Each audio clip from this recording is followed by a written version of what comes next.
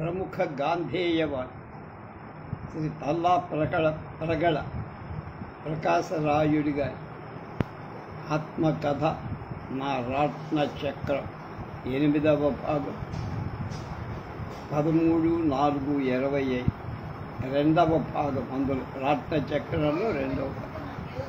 ఇవి అనుభవాలు, అభిప్రాయాలు, ఆశయ అనే సబ్ హెడ్డింగ్ల కింద ఆయన రాస్తున్నారు. రెండవదంతా మొదటిదంతా ఆయన చదువంతా. కలకత్తా నుండి రైలు దిగి భార్య నేను ఒక రాత్రి వేళ రావులపల్లి స్వగృహానికి చేరా. ఫలానా రోజులు ఫలానా టైం అని చెప్పి ముందుగా ఉత్తరం రాసి వచ్చా.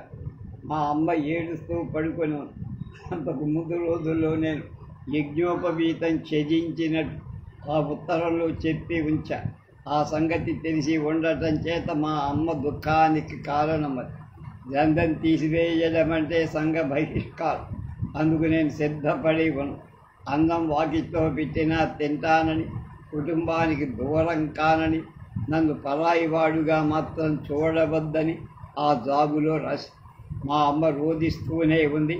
ఇంటికి చేరేసరికి మా చిన్న మేనమామ, మమ్ము ప్రేమతో పెంచిన పెద్ద మేనమామ 1915లో చనిపోయి గదిలో పడుకొని ఉండి, ఎందుకమ్మా ఏడుపు, వాడు మనవాడు కాడు అని ఒక్క మాటతో నన్ను చెప్పించి ఊరుకున్నాడు. నేను జంధ్యం వర్ధించడంలో అఘాయిత్యం ఏమీ లేదని, ఎవరి ఇష్టం వారిదని చెప్పి నా చిన్న చెల్లెలు, పెద్ద చెల్లెలు 1910లో చనిపోయి వెంకమ్మ మా అమ్మకు నచ్చ చెప్పకని దేవర్ 2 little angels, ample and pure souls అని నా నివేదనలో ఆంగ్ల పుస్తక అంకితంలో రాసుకొని, చదువు రాకపోయినా మా అమ్మ అజ్ఞాని కాదు కనుక మా చెల్లికి ఇచ్చిన ఓదార్పు బాగా పనిచేసి ఈ జంధ్యధారణ విసర్జన గురించి మరికొంచెం చెప్పాలి. దాన్ని యజ్ఞోపవీతం అన్నారు. జ్ఞానయజ్ఞమని దానికి గీతలో మహోత్కృష్టమైన అర్థం ఉంది. సహయజ్ఞ ప్రజా సృష్ట్యా అని, అనేన ప్రసవిష్యధ్వం అని కూడా ఉంది. అలాంటి జ్ఞానయజ్ఞ భావానికి గుర్తు యజ్ఞోపవీతం. రవీంద్రుడి విశ్వభారతి అధ్యాపకుడు Vidhushekhara Bhattacharya the sacred thread అనే మకుటంతో వ్రాసిన వ్యాసం యొక్క ఆంగ్లానువాదం మోడర్న్ రివ్యూలో దశాబ్దాలకు పూర్వమే నేను చదివాను. తక్కువతో పోల్చుకోవలసి వస్తే జాతీయ పతాకం వంటి గుర్తు అది కావచ్చు. ఆర్య సమాజ ప్రధానాచార్యుడు స్వామి శ్రద్ధానంద ఒకనాడు గాంధీని ప్రశ్నించాట, నువ్వు దంజం ఎందుకు తీసేశావా? కులభేద నిర్మూలన సూచకంగా సమాజానికి అందరికీ యజ్ఞోపవీత ధారణ, నిత్యాగ్నిహోత్ర వేదమంత్ర పఠనంతో కూడిన ధర్మనిధి ఒక మత సాంఘిక సంస్కార దృష్టి కనపడు. ఇందులో సమత్వం యోగ ఉచ్యతే అనే గీతా సూత్రానికి ఇది బాగా సరిపోయి, కానీ నా శరీరాన్ని చుట్టేసి పట్టుకున్న ఒక విష సర్పంలా కనపడటం చేత నేను దాన్ని వదిలేశాను అని శ్రద్ధానందుడికి గాంధీ జవాబు చెప్పి, అంటే కులమత భేదాలను, విద్వేషాలను సంఘంలో నిలిచి ఉన్న విష సర్పమని దంధ్యమంటే గాంధీ అభిప్రాయం. చంద్రం ఉన్నవాడు అది లేనివాణ్ణి చిన్న చూపు చూసే కార్పణ్యం రాను రాను సంఘ శరీరంలో వ్యాపించు. ఇవాళ 95% బ్రాహ్మణ నామధారుల్లో ఆ వస్తువు ఏమిటో తెలియని అహంకారం కూడా తోడ్పడి, అంటరానితనం, చూడరానితనం, చెప్పరానితనం, అలాంటి అజ్ఞానాహంకార విషబీజ వృక్షబీజ. పూర్వం మా ఇంట్లో ముసలమ్మ మాలవాడని కూడా అనలేని, చెప్పరాని వాడనే. అందుకని క్యాస్ట్ మస్ట్ గో అని ఖండించి చెప్పాడు గాంధీ మహాత్ముడు. కానీ ఆది కాలపు వర్ణధర్మం గుణకర్మ విభాగశ అని మరల మరలా వస్తేకిస్తే భారతదేశం మొత్తం ప్రపంచానికే శాశ్వత ఆదర్శమవుతుంది అన్నాడు మహాత్ముడు. కానీ స్వార్థపరత్వం వల్ల మానవుడి ప్రకృతి మారి ఇక మీదట అలాంటి రక్షామంత్రం ఆచరణకు రాదని నిశ్చయించి ఈ పుట్టినింట్లోనే అది తిరిగి రాకపోతే మరెక్కడా రాదని చెప్పి వ్రాసి ఇక చెప్పడం మానుకున్నాడు గాంధీ. మహాబుద్ధిశాలి జాన్ రస్కిన్ యొక్క అంటూ ది లాస్ట్ ధర్మానికి ఒక విధంగా సరిపోయేటువంటి ఆర్థిక సిద్ధాంతం వర్ణ ధర్మం లాగానే ఆశ్రమ ధర్మ ఆవిష్కరణకు ఇండియాయే పుట్టింది.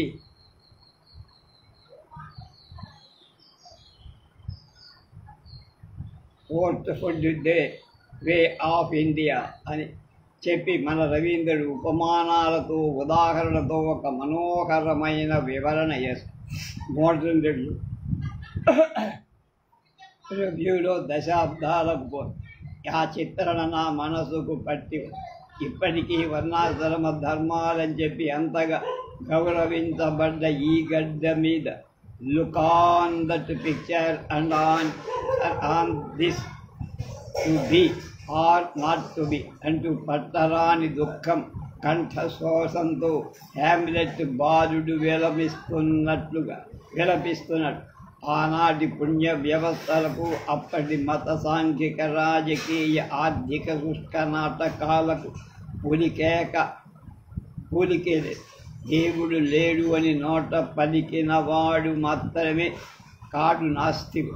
ధర్మం పేర వట్టి గుడ్డు అరుపుల చేత ఆస్తికవానామో ఆస్తికులం అనిపించుకునే వాళ్ళు కూడా నాస్తికులు. తర్వాత ఇంటి నుండి ఒకసారి నా రెండో స్వస్థానం రాజమండ్రికి వెళ్ళి రావాలి. ఏదో కాస్త చదువు పర్మిషన్ మీద నాకు వచ్చి వచ్చిన ఊరది. వీరేశలింగం హై స్కూల్ కార్యదర్శి సుందర శివరావు గారు కనిపించి, రండయ్య, మన స్కూల్ మీకోసం ఎదురు చూస్తోందంటూ నా కోసం అధ్యాపక స్థానం ఒకటి చూపించారు. 1922 జనవరి నుండి ఏప్రిల్ వరకు జరిగిన షార్ట్ టర్మ్. స్కూల్లో చేరానే కానీ మనసు దాని మీద నిలబల. మద్దూరి అన్నపూర్ణయ్య గారు మొదలుపెట్టిన కాంగ్రెస్ వ్రాతపత్రికలు సైక్లో స్టైల్ తీయడంలో తోచినట్టు అందులోనే ఏదేదో వ్రాయటం, బహిరంగ సభలకు హాజరవడం ఇలా గడిచాయి ఆ షార్ట్ టర్మ్ స్కూల్. యూనివర్సిటీ చదువు తర్వాత బడి పంతులుగా అదే లింగం గారి స్కూల్లోనే మరెక్కడోనూ కాదు జీవితం గడపాలనేదే నా నిశ్చయం.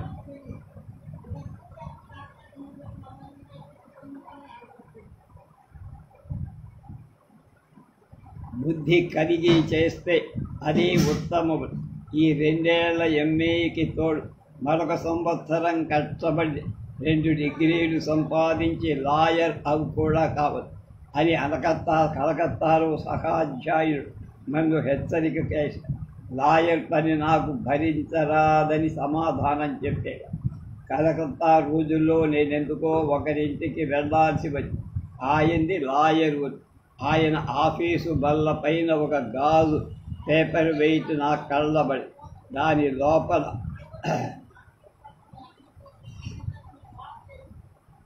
టైమ్ ఈజ్ మనీ అనే వాక్యం చెక్కబడి, అంటే ప్లీడర్ వృత్తిలో డబ్బు సంపాదనే ఎక్కువ ప్రాధాన్యమని ఆ కథ. అలాగా అంతేనా అనుకో. రాజమండ్రిలో నేను బాగా ఎరిగిన ఒక ప్లీడర్ స్నేహితుడు ఉండేవాడు. ఒక వకాలత్ బట్టి ఫీజు చాలా వరకు ముందే వసూలు చేసుకొని ఆ దావాలు తన పార్టీకి వ్యతిరేకంగా తీర్పు చెప్పబడి, అయ్యా నా దావా ఓడిపోయింది కదా, నిన్న తమరు తీసుకున్న 100 రూపాయలైన నా చేతికి ఇయ్యందని ప్రాధేయపడ్డాడు క్లయింట్. చచ్చిపోయినవాడు అంటే చెల్లించిన డబ్బున్నవాడు తిరిగి వస్తాడా అని ప్లేడర్ వేసిన తిరుగు ప్రశ్నతో చేసేది లేక ఆ క్లయింట్ వెళ్ళిపోయాడు. అలాగే 1920 సెప్టెంబర్లో ఒకనాడు నా చెవి నొప్పి మందేస్తూ గాంధీ అసహాయ ఉద్యమాన్ని గురించి ఈజ్ ఇట్ అని డాక్టర్ చేత రిమార్క్ ఏ విధంగా అటు కాని ఇటు కాని నా మీద పని చేయలేదని ముందే చెప్పుకునే ఉన్నా. అప్పుడు కానీ అంతకు పూర్వం ఏనాడు కానీ దేశ రాజకీయాలలో నేను అడుగుపెట్టి ఉండకపోవడం అది కారణం. ఈనాటి స్వతంత్ర నిజానికి అస్వతంత్ర సరావలంబ ఇండియా పార్టీ క్షుభిత రాజకీయాల రొంపి మీద నాకు అమితమైన రోత కలిగి 1950 ప్రాంతంలో తయారైన ఇండియా రాజ్యాంగ చట్టం కాన్స్టిట్యూషన్ నాది కాదని, అది భారతీయ సంస్కృతి సంప్రదాయాలకు విరుద్ధం, ఇట్ ఈజ్ నో ఇండియన్ అని మా పత్రిక ధర్మజ్యోతిలో అనేకసార్లు వ్రాసుకునే ఉన్న పాశ్చాత్య స్వేచ్ఛా స్వాతంత్రాల పేర అధునాతన పార్లమెంటీ ముష్టి యుద్ధాలు రోషద్వేషాలకు అలవాలమై పవిత్రమైన కుటుంబ మర్యాద, దైవమిచ్చిన దేశధర్మం, దేశభక్తి చెల్లాచెదరైపోయాయి. పూర్వం it is a parrot Joseph Mazzini చెప్పిన God gave you a country కానీ God gave you a family కానీ ఇక్కడ సార్థక్యానికి రాల. Breathes there the man with soul so dead who never to himself hath said, this is my own, my native land అన్న కవి sir Walter Scott అని జ్ఞాపకం. ఈనాటికి అయోమయంలో ఉన్న పాశ్చాత్య ఇండియా రాజకీయాల పోలిక ఏమి పొత్తూ లేదు. నేను స్వతహా మతధర్మవాది, ప్రాణ అవసరం కొద్దీ రాజకీయాల్లో ప్రవేశించానన్నాడు గాంధీ. ఈ చిట్టెలుక తోక, ఉడత తోక ప్రకాశరాయుడి జీవితం కూడా అలాంటి. ఈ ఎత్తుగడ భారత జాతిని అన్ని విధాల ఉద్ధరించడానికి గాంధీ లేవదీసిన ఆత్మ ఉద్ధారక ఉద్యమమని నా వంటి వాళ్ళకి ధ్రువమై ఇండియా రాజకీయ స్వేచ్ఛకై నేనెంతకాలమైనా వేచి ఉండగలను. కానీ అస్పృశ్యతా నివారణ పట్ల ఒక్కరోజు కూడా ఆలస్యం చెయ్యాలని నాకు అనిపించదు, సహించదు అన్నాడు మహాత్మ. సంభవామి యుగే యుగే అన్న భగవంతుని వాగ్దత్తాన్ని సరివచ్చే ధర్మ విప్లవం గాంధీజీ. అలా తాత్కాలికంగా వచ్చి పడ్డ నా స్కూల్ ఉపాధ్యాయకత్వం మూలపడి గాంధీయ ఉద్యమం కూడా పూట పూటకు గంట గంటకు ఆసేతు హిమాచలం బుర్రూతలుగే. ఇక అటా ఇట అనే తటపటాయింపులు ఏమాత్రం నాలో చోటు చేసుకోలేకపోయి నా వంటి వేలాది మానవులను సముద్ర కెరటంలాగా తనలోకి లాగేసుకుంది. నా లక్ష్యముంది బుద్ధదేవుడి బోధామృత స్పర్శ. ఆ వీధి దాటకుండానే అతని తమ్ముడిని నందుండి లాగేసి అన్నతో కలిసి నాడు అడుగుడు వేసేదని ఆ దివ్య స్పర్శ తమ్ముడికి ఐచ్ఛిక దారిద్ర్యం నిజమైన సన్యాస భాగ్యం ఇప్పించింది. నేను నందుణ్ణి కావడానికి ఎన్నో జన్మలెత్తాలి. ఆనాటి గాంధీ భవతారక ఉద్యమ బుద్ధవాణ్ణి ఈ ఆధునిక యుగంలో అపూర్వం, కన్ని విని ఎరుగని. కొందరు అవిశ్వాసులకు చాలు మూలం అందకపోయేది. బహుకొద్ది రోజుల్లో అది దేశానికి ఒక మహావరమే అయ్యింది. అతి తెలివిగల ఇంటలెక్చువల్స్, సంశయాత్ములు, స్వార్థపరులు ఉద్యమానికి దూరమైపోయి అమాయకుడు, అక్షరాలు రానివాడు, ఉడుగు నిత్తుడు మాతృవృక్షానికి అంటుకొని పోయినట్టుగా దాన్ని నమ్ముకొని దాంతో ఏకమైపోయారు. ఒకే ఒక గాంధీ త్యాగం వల్ల సత్యాగ్రహ సారస్యం 5 ఖండాలకు విదితమై మా స్కూల్ మాస్టరీ ఉద్యోగంతో పాటు 2 నెలల్లో వేసంగి సెలవులు కూడా అయిపోయాయి. బడి రీఓపెనింగ్ రోజు వచ్చి దేశానికి గాంధీ ఇచ్చిన పిలుపు అందరితో పాటు నాకు అనుల్లంఘనీయమై ఆ రోజునే నన్ను స్కూల్ హెడ్ మాస్టర్ దగ్గరకు పంపి, బాబు ఇక్కడ నా ఉద్యోగం ఇంతటితో సెలవు ఇయ్యండి అన్న. అదేమిటో, ఏమిటి సెలవు? ఈ స్కూల్ మనది, ఇందులో పనిచేయడానికి మనం రాజమండ్రిలో ఉన్నాం అన్నాడే. నేను చేరబోతున్న గాంధీ ఉద్యమ పాఠశాల ముందు ఈ స్కూల్ ఒక లెక్కలోకి రాదండి. అందులో చేరి నేను ఏం చెయ్యగలను లేదో కానీ అదొక విశాల జీవన దీక్షాగృహం. యావత్తు దేశం యొక్క దృష్టి దాని మీదనే ఉంది. నేను వెనకబడరా, సెలవిచ్చి నన్ను పంపించండి అన్నా. వెనక 1910లో విరేచలింగం హితకారిణి హై స్కూల్లో ఎస్ఎల్సిలో ఇంగ్లీష్ అధ్యాపకుడైన జయంతి గంగన్న గారు మాకు బోధించిన Tennyson's poem charge of the light బ్రిగేడ్లోని there is not to make reply, there is not to reason why, there is but to do and die అని ఉంది. అది జ్ఞాపకం చేసుకున్నాను, అందుకే అప్పచెప్పా. ప్రశ్నలకు ప్రత్యుత్తరాలకు చోటు లేని శాంతి సమరంలో నేను పాల్గొనబోతున్నాను మహానుభావ.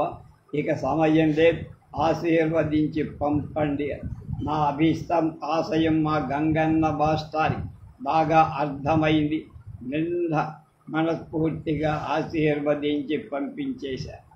ఆ రోజు నాకు ఒక పర్వదినం. స్కూల్ నుండే నేరుగా ధవళేశ్వరం నడిచి వెళ్ళా. అక్కడ ఆ నడక, ఆ తర్వాత నన్ను తరచూ పాదచారిని చేసిన నడక అదృష్టం అందుకొని నేను చేసిన ధవళేశ్వర ప్రయాణం ఎందుకు అది యాదాలాపంగా తటస్థించిందా? అనివార్యంగా తోసుకొచ్చిన ఘటన. నన్ను ఆవహించిన రత్న చక్రపు దప్పి నన్ను నడుపుకొని వెళ్ళి అప్పటికే అంటే ఉద్యమ విజృంభణతో పాటు దేశం మీద రత్నాలు ఎక్కడికక్కడ తయారవుతున్నాయి.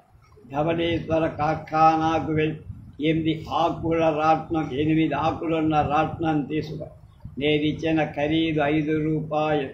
అక్కడ 1 2 కదుళ్ళు, కొన్ని ఏకులు, నూలు చుట్టే సంచి, పంటి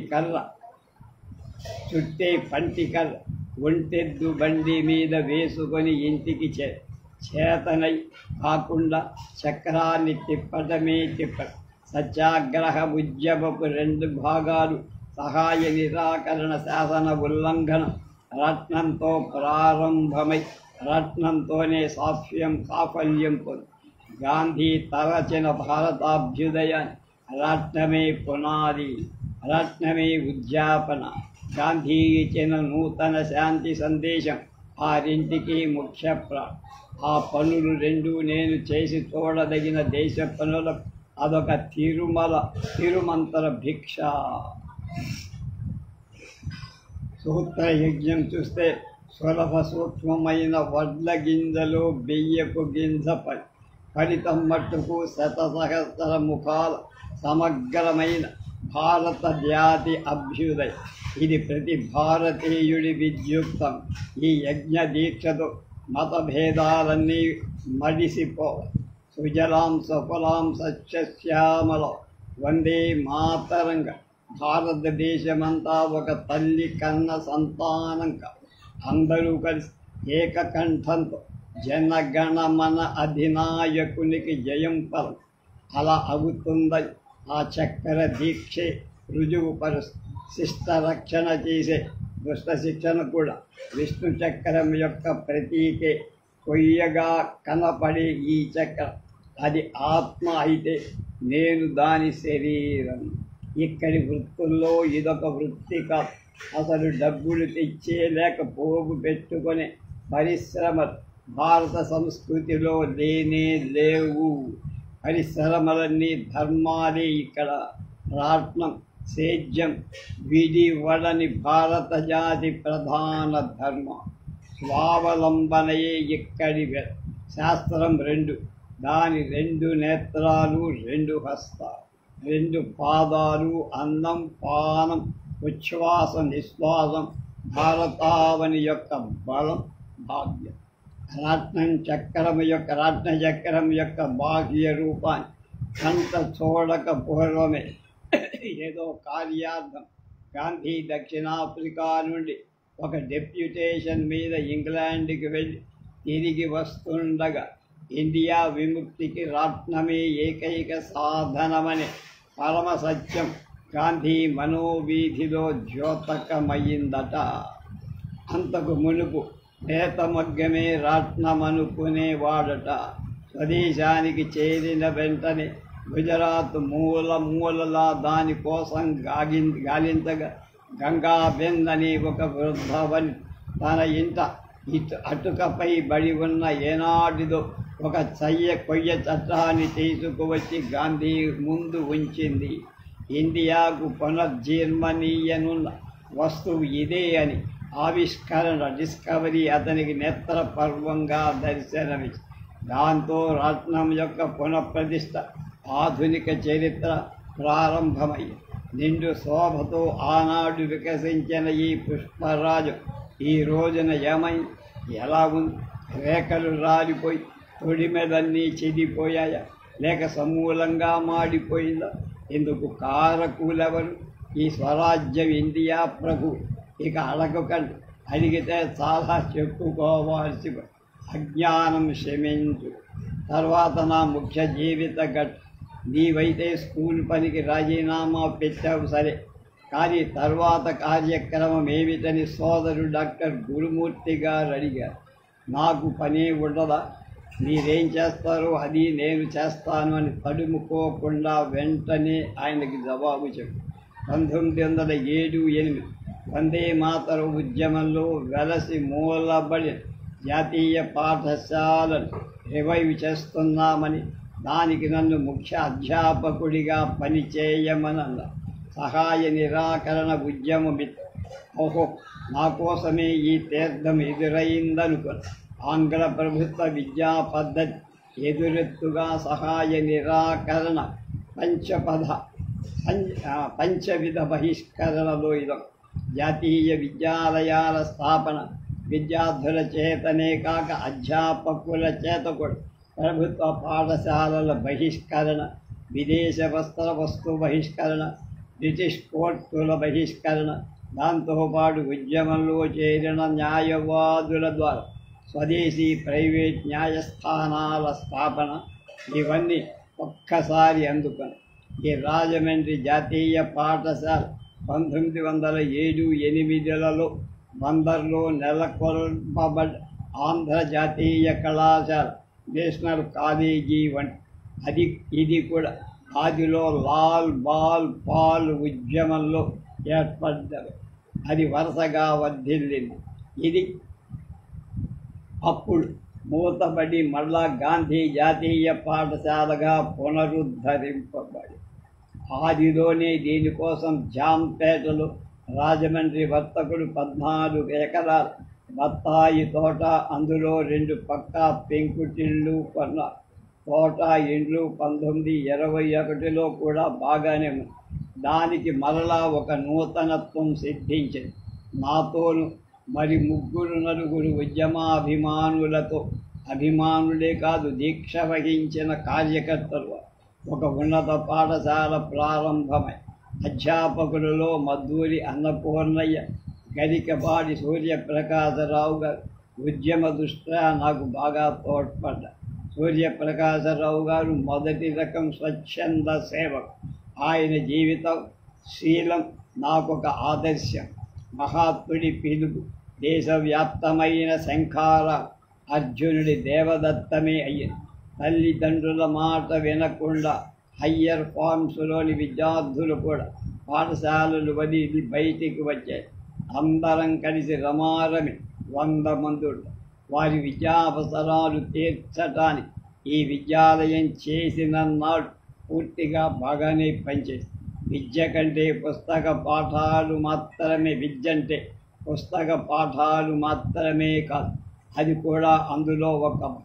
విద్యార్థులలో నాతో కలిసి నా పక్కనే వెలిగిన గూడా కృష్ణమూర్తి, చావలి అచ్యుతరామయ్య, ముంజులూరి జనార్దనరావు, చిన్న కుర్రవాడు మద్దూరి సుందరరామ్మూర్తి, ఒంటెద్దు పార్వతీశన్, సుహృద్దానున్నారు మరొక మరుద్దామన్నా మరువలేనివాడు.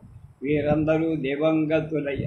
అయినా నాకు నా కను పాపల వెంట మసలుతో కొంచెం పెద్దవాళ్ళై కొంతకాలం తమ పనులు తాము చేసుకుంటూ నన్ను విడిచి పోయారు.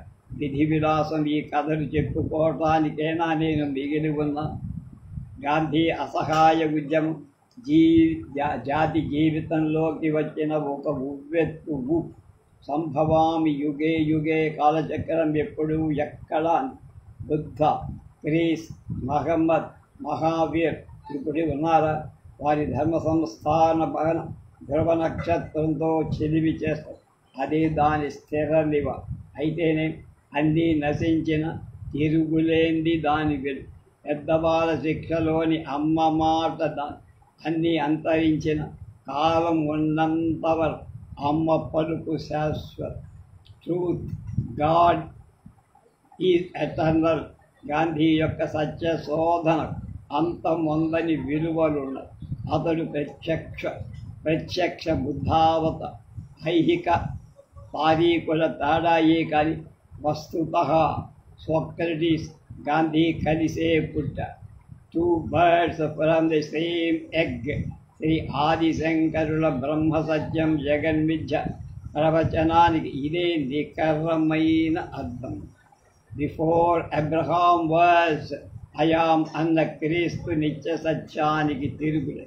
స్థల కాల భేదాలు లేక బ్రహ్మజ్ఞానులందరిది బ్రహ్మలోనే సత్య నిత్య నివాసం.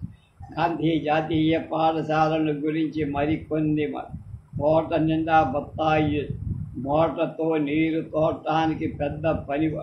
బోదెలు చేసి చెట్లకు నీరు పెట్టడం, దోమపోటు తగలకుండా పరుగుకు వచ్చిన రంగు తేలిన కాయలు బుట్టలు కట్టడం, కాయల కోత, వాటి నిలవ, అమ్మకం, పారల తుళ్ళికలతో తోటలోని ఖాళీ ప్రదేశాలు అద్దంలాగా శుభ్రపరిచి మళ్ళు కట్టి గుమ్మడి, సొర, కాకర, టమేటాతో సహా కూరగాయల పెంపకం, అమ్ముకునే వాళ్లకు వాటి విడుదల మొదలైవన్నీ అంతా విద్యార్థులు. మాస్టర్ సర్వే గింజలు పాతి గుంజరన్న మొక్కలు తయారు చేయటం మరొక పని. సుమారు ఒక పూటంతా మాకిదే. పిల్లలు వేళకు హాజరై ఈ పనుల్లో పాల్గొన. ఆలస్యాలు నాగాలు పనికి రావు. రత్నాల మీద చేతనైనట్లు మొతక, సన్న నూలు వడకడం, పంటెలకు చుట్టడం, తెగిపోయిన చోట్ల ఒక పద్ధతిని అతుకులు పెట్టడం మొదలైనవన్నీ విద్యలో ఒక ముఖ్య భాగం. తాతేరు గ్రామవాసి తాతయ్య అనునతుడు వస్త్రాల నేతకు ఏర్పాటు చేయడం. అతన్ని పూర్వకాలపు గోతి మగ్ అదెట్లాగా తాతయ్య గారు అని విద్యార్థులు అడిగితే, నేనేం చెప్పేది చెయ్యండయ్యా, నేత నేర్చుకోండని ఊరుకునేవాడు. పల్లెటూరి మనిషిగా బోధించటం చేతనయ్యేది కాదు. నూలు వడకటంలో కూడా కొందరి విద్యార్థులు ఆలోచనా పరులై కదులుపై నూలు పోయడం ప్రయోజనకరమైన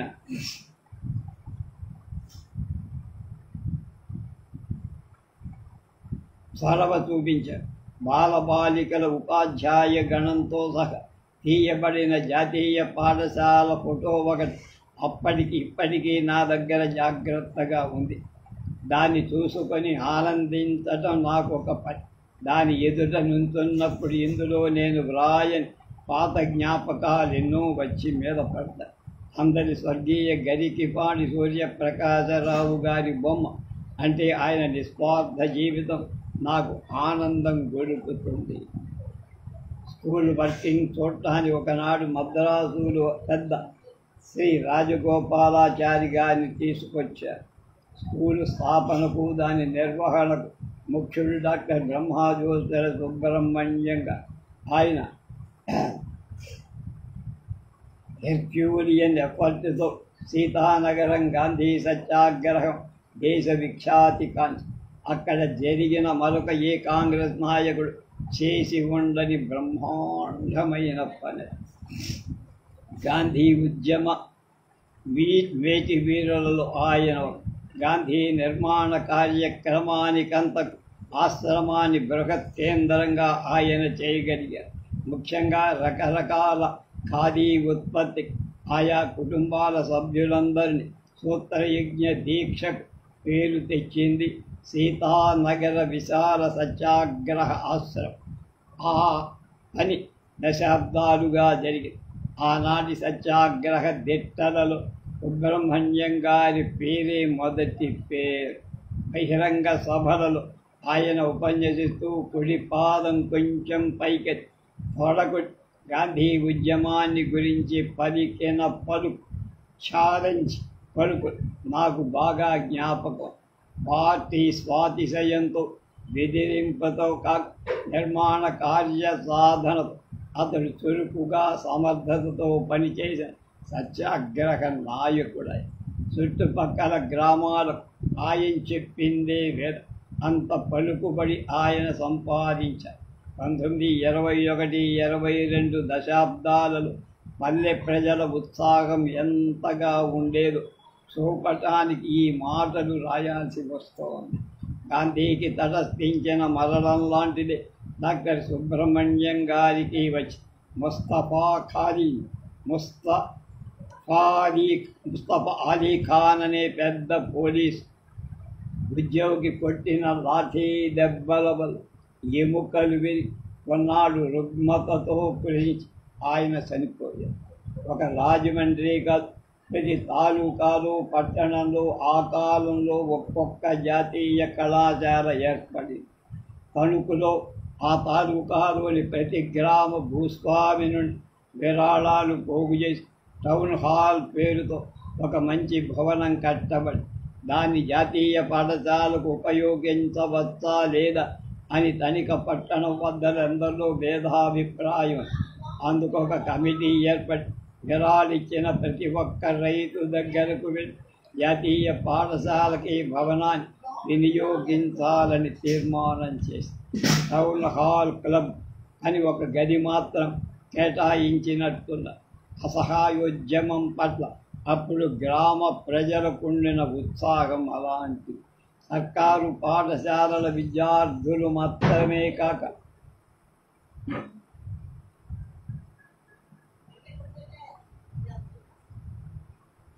అధ్యాపకత్వం మానుకొని ఉద్యమంలో చేరిన అధ్యాపకులెందరో ఉన్నారు.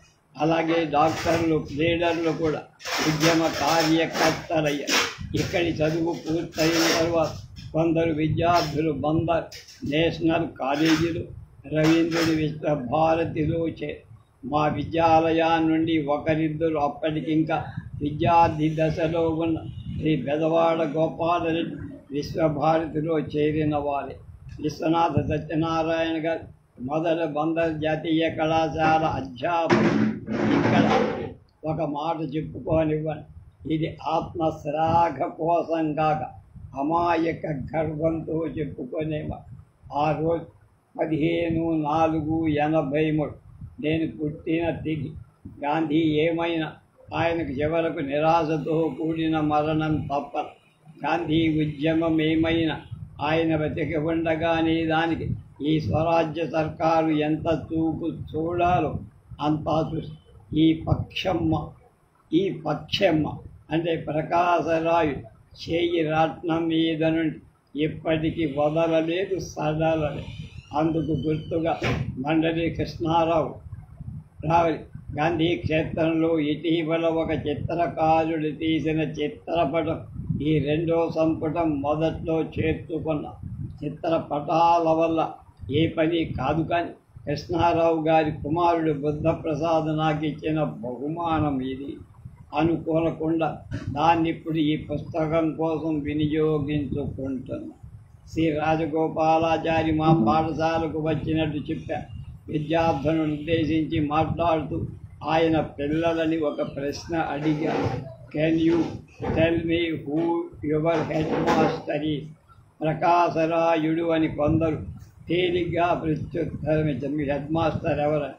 ఓ no, my young friend, God alone is your headmaster అని అనేసరికి విద్యార్థులంతా ఆనందం కరతాళ ధ్వనులు చేశారు. నాకు అదొక భాషనే అయింది. విద్యాలయ అధ్యాపకుడిగా వీలైనంత మంది పెద్ద విద్యార్థులను వెంట చేసుకొని పట్టణ పరిసరాలకు ఎక్స్కర్షన్ వెళ్ళటం నా అలవాట్లలో ఒకటి.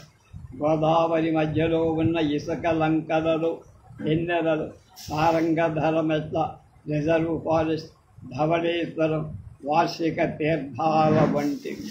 ఒకసారి విద్యార్థులతో తీర్థానికి వెళ్ళి తిరిగి వస్తున్న ప్రతిధ్వనించేటట్టుగా జాతీయ గీతాలు పాడుకుంటూ వస్తున్నాం.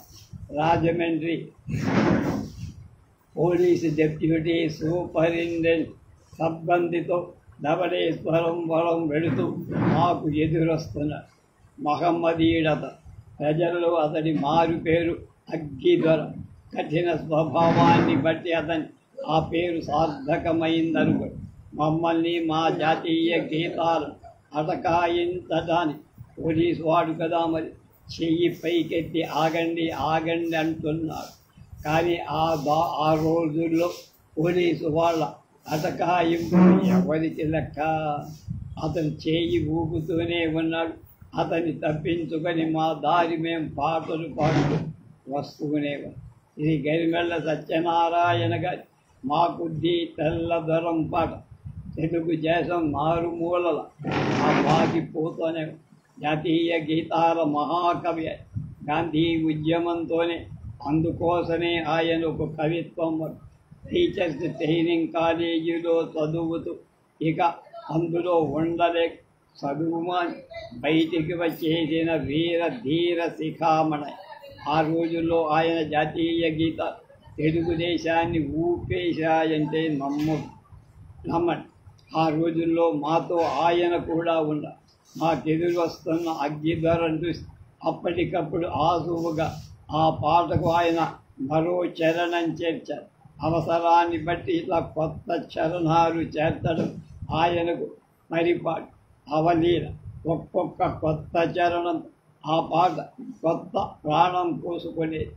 సిగ్గు లజ్జాలెల్ల బుగ్గిలో కలిపేసి అగ్గి దొరలైపోతారు మా కొద్దీ తెల్ల దొరత.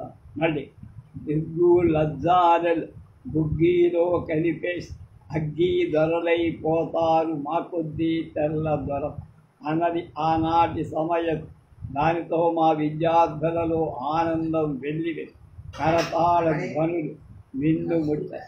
అగ్గిదొర పాపం ఏం చేస్తాడు? లాఠీ ప్రయోగిస్తాడా? ఉద్యమం ఇంకా రేగిపో ఏం చెయ్యలేక తన దారిని తాను వెళ్ళిపోయి మరొకసారి గరిమెళ్లను నిర్బంధించి ఏదో జైలుకు తీసుకుపోతుంది. గోదావరి స్టేషన్ వద్ద రైలు ఆగి ప్లాట్ఫారం నిండా మేమంతా నిలబడి సత్యనారాయణ గారి చేతి సంచిలో హమేషా ఒక ఇత్తడి చెంబు, చేతిలో తాళపు చెప్పలు ఉంటాయి.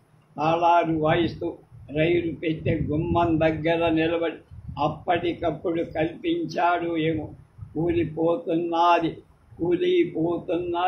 మూలమట్టముగా ఈ మూర్ఖ ప్రభుత్వము అని ఆయన అనేసరికి ప్లాట్ఫారం అంతా దిక్కులు పిక్కటి చప్పట్లు వినిపించాయి.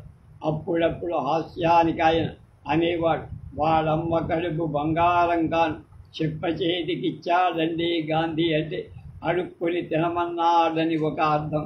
చిప్పంటే మరే లేదంటూ తాళపు చిప్పలు చూపించి నోటి నిండా నవ్వేసేవాడు. లార్డ్ డేవిడ్ వైస్రాయిగా ఉన్నంతకాలం లాఠీ దెబ్బల ముమ్మరం లేదు.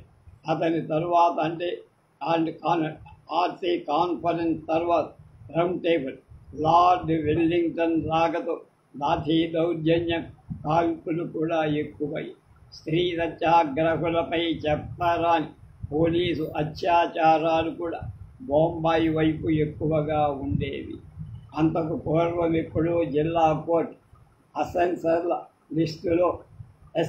లిస్టులో నా పేరు పడి ఒకనొక పుణ్య కేసులో నన్ను అసెసర్గా నియమించి కోర్టుకు రమ్మన్నారు. అప్పటికి నేను జాతీయ కళాశాలకు వచ్చేసా.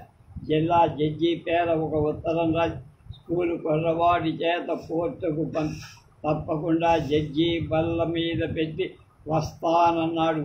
అతని ధైర్యానికి మెచ్చి పంపా. ఉత్తరంలో నేను రాసింది ఏమిటంటే, అయ్యా జడ్జి గారు, నేను కోర్టు హాజరు కావడానికి మా గాంధీ ఉద్యమం అంగీకరించను. కోర్టు గుమ్మం ఎక్కితే కుక్కతోడు సమం బాబు దండారోయ్ అని గరిమెళ్ళ పాటలోని చరణం కూడా రాదు. దయచేసి అస్సర్ల జాబితా నుండి నా పేరు తీసేయాలి, లేదా మీ ఇష్టం ప్రకారం చెయ్యాలి. నేను మాత్రం కోర్టుకు ఏ విధంగా కూడా రాను అని బెంచి క్లార్క్ను అడిగాడు.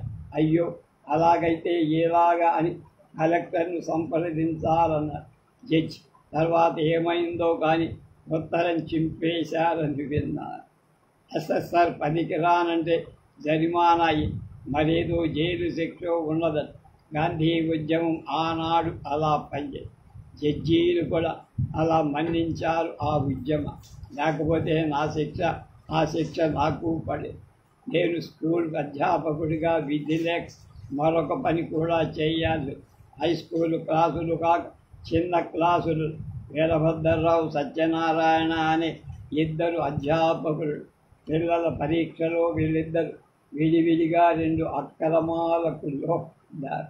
వీరభద్రరావు గారు క్లాసు ప్రశ్నపత్రానికి జవాబులు తానే రాసి కాపీ చేసుకోమని చెప్పి చాటుగుండా విద్యార్థుల చేతిలో పెట్టారు. మరో కోమటి ముద్దబ్బాయి అది కాపీ చేసుకోవడం చేతక మాస్టర్ రాసి ఇచ్చిన జవాబులు ఉన్నట్లుగానే తన పేపర్లో కలిపి నా చేత ఆ పత్రాలు సరిచూసిన వాణ్ణి నేను. అది వీరభద్రరావు గారి దస్తీ అని ధృవపరచుకోవడానికి నా తాడు తెగినంత పని. అప్పుడు ఆయన కబురం, ఏమండి ఈ వ్రాత మీదే కదా, ఏం చేయమన్నారు? మనది గాంధీ పాఠశాల, సర్కారు ఉద్యోగాలు అధికారాలకు పనికొచ్చేదేం కాదు కదా. ఈ పిల్లాడు ఏ వర్తకమో చేసుకోవలసిన వాడు. మీరు ఈ పని చేసి ఉండడం శుద్ధ అక్రమం. ఈ స్కూల్లో మీరైనా ఉండాలి, నేనైనా ఉండాలి. నేను పోనా, మీరు పోతా అని నిర్ణయించి చెప్పండి. మీరెందుకు పోవాలి? నేనే పోతానన్నారు వీరభద్ర. సరేనని స్కూల్ కమిటీతో చెప్పి ఆయన్నే తప్పించి, రైతో తప్పు, గాంధీ విద్య పేరిట ఇటువంటి అక్రమాలు జరగకూడదని నాది. పెద్ద క్లాసుల జాతీయ విద్యాలయం అంతరించి నేను వెళ్ళిపోయాక ఆ వీరభద్రరావు గాంధీ కమిటీని యాచించి మళ్ళీ మాస్టర్ పదవి ఇప్పుడు జాతీయోద్యమ చిన్న పాఠశాలలే కావు, కాశీలో పెద్దవాళ్ళు కాశీ పీఠం ఒకటి. నేను ఎదిగినంత వరకు అహ్మదాబాద్ వల్ల గురుకుల విశ్వవిద్యాలయం ఒకటి ఏర్పాటయ్యి, రెండవ దాన్ని వల్లభాయ్ పటేల్ అధ్యక్షుడు. దాని ముఖద్వారం పక్కన ఒక తెల్లని పెద్ద చలువరాతి ఫలక మీద ఆ విశ్వవిద్యాలయాన్ని గురించి, దాని స్థాపన ఉద్దేశాన్ని గురించి వల్లభాయి యొక్క చక్కని సందేశం చెక్కబడి, ఆ విశ్వవిద్యాలయం పర్పస్ ఏమిటని ఎవరో అతన్ని అడిగారు. అడిగారు, ఇంతవరకు ఈ యువకులందరూ నేర్చిన చదువు మరిచిపోవడమే దీని ఆశయమని ఆయన ఇచ్చిన జవాబు. గాంధీ అమలు జరిపిన బహిష్కరణ అంత బలంగా పనిచేశాయన్నమాట. ఉద్యమంలో చేరిన కొందరు పెద్ద న్యాయవాదులు, కొందరే ప్రైవేటు న్యాయ విచారణలు నెలకొల్పి స్థానికంగా వచ్చే దావాలపై చక్కని తీర్పులు చెప్పి పార్టీల మధ్య ఇష్టపూర్వకమైన ఒప్పందాలు కుదిర్చారు. దక్షిణాఫ్రికాలో 2 ఇండియన్ వ్యాపారస్తుల మధ్య గాంధీ కుదిర్చిన అలాంటి ఆదర్శప్రాయమైన రాజీ ఒకటి ఆయన స్వీయ చరిత్రలోనే. బద్ధశత్రువులైన 2 బంధువుల మధ్య ఉండిన 37,000 పౌండ్ల బాకీ దావాన్ సులభ సూక్ష్మంగా తీర్చేశాడు గాంధీ మహాత్మా. ఇందు చిక్కుకున్న 2 పార్టీలు, షేక్ అబ్దుల్లా ఒకడు, హాజీ ఖాన్ మహమ్మద్ ఒకడు. ఈ 2 పార్టీల మధ్య పెద్ద యూరోపియన్ లాయర్లు పనిచేస్తూ ఎప్పటికూ తగ్గకుండా దావాలు పెంచుకుంటూ డబ్బు ఖర్చయిపోతుంది, శ్రద్ధత్వం పెరుగుతుంది. 2 గాంధీని శరణుజొచ్చారు. గాంధీ చెప్పిన తీర్పు, నువ్వు మానవ కల్పిన జిత్తుల మారితనాన్ని నోరు మోయించి భగవంతుని సత్యశాస్త్రాన్ని బయట 1923 జాతీయ కాంగ్రెస్ మహాసభ మహమ్మద్ అలీ అధ్యక్షతలో కాకినాడలో జరిగింది. నేను హాజరై అఖిల భారత కాంగ్రెస్ వార్షిక సభ అదొకటి. మహర్షి శ్రీ బులుసు సాంబమూర్తి గారి ఆధ్వర్యం కింద అది జయప్రదంగా నడపబడి 1921లో గాంధీ రాజమండ్రి వచ్చినప్పుడు నిలవ చోటలేక ప్రేక్షకులు గోడలు మేడలు చెట్లు ఎక్కి చూసి అది ఉద్యమం యొక్క తత్తరు. కాకినాడలో ఆయన మా వారకాంతల వీధి కూడా వెళ్ళినట్టు విని అప్పుడు దుర్గాబాయమ్మ గారు 12 లేక 13 బాలి ఆనాటికే మంచి ఉత్సాహం గల కార్యకర్త. ఆమె తల్లిగారి నుండి వచ్చిన ఉత్సాహం 1922లో గాంధీకి 6 ఏళ్ల జైలు శిక్ష పడింది. ఇదిగో ఈ జైలు తాళం చెప్పి నా చేతిలో ఉంది, గాంధీని విడుదల చేయిస్తానని 1923 కాకినాడ కాంగ్రెస్ అధ్యక్షుడు మహమ్మద్ అలీ అన్న. తలవని తలంపుగా గాంధీ అపెండిసైటిస్ శస్త్రచికిత్స జరిగినట్టు మహమ్మద్ అలీ అన్నట్టే అయ్యింది. 3వ భాగం ఇవాళ 2 భాగాలే. 3వ భాగం రేపు.